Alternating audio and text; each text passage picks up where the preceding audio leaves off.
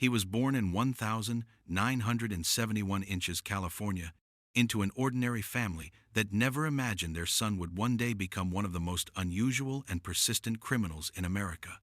In his youth, he was disciplined, quiet, very intelligent, and physically trained, all thanks to his service in the U.S. Army's 82nd Airborne Division.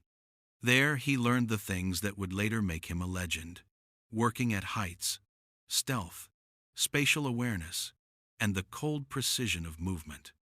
After leaving the Army, he worked simple jobs: laborer, McDonald's employee, security guard. He was never violent, never confrontational, but inside him grew a quiet rage from the fact that an honest life brought nothing but debt and hopelessness. That's when a plan was born in his mind, a plan later called the rooftop style. In the fall of 1998, he committed his first robbery. He broke into a McDonald's, not through a door, not through a window, but through the roof.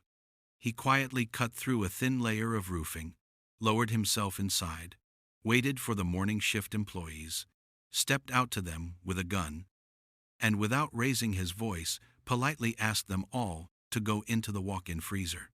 He was so courteous, he even suggested they put on jackets so they wouldn't get cold. He took the money from the register, climbed back through the ceiling, and disappeared. That's how Roof Man appeared, a man who seemed to fall from the sky, take the money, and melt back into the darkness. Over the next 2 years, he robbed around 40 fast food restaurants, different states, different cities, different roofs. He was so meticulous that the police couldn't figure out how he was getting inside at all. His crimes were united by one thing: almost surgical precision and a complete absence of violence. He never injured anyone. He never shouted. He acted as if it were just a job he was obligated to perform without interference or mistakes. But on the 20th of May 2000, his luck ran out. He robbed 2 McDonald's locations in one day, too bold, too noticeable. Police in North Carolina intercepted him, and the arrest was quiet. In court, he stood calmly, as if he already knew this wasn't the end. The judge sentenced him to 45 years in prison. Roofman's life seemed finished. But it was finished only on paper.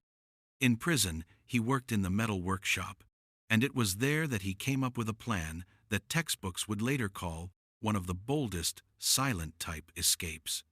He built a camouflage shield, painted plywood black, attached cardboard to hide the shape of his body, and on the 15th of June, 2004, hid underneath a truck that was leaving the prison grounds.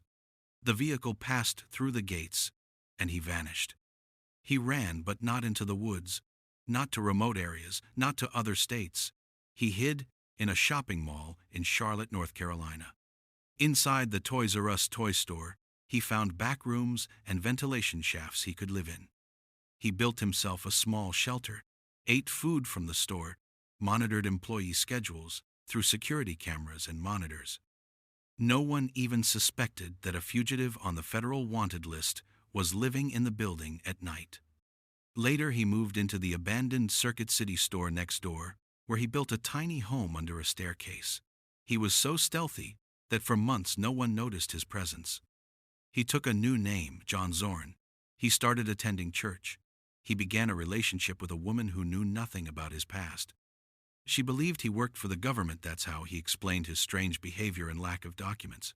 He dreamed of starting life over, and for a while he actually managed to live as a free man. But he was still drawn to his old craft. In December 2004, he attempted to rob the same Toys R Us where he had been hiding. And although he planned everything, 2 employees managed to escape and call the police. Law enforcement swept through the building and found his hideout. Manchester managed to escape again, but the circle was tightening. One day, the woman he had been seeing invited him to talk. She already knew who he really was. Police were waiting nearby. He approached, and the story of Roofman ended. He received additional time for escape, robbery, and illegally living inside commercial buildings. Today, he is still in prison. His projected release date is around 2036. Roofman entered U.S. criminal history as a man who never harmed anyone but deceived the system for decades.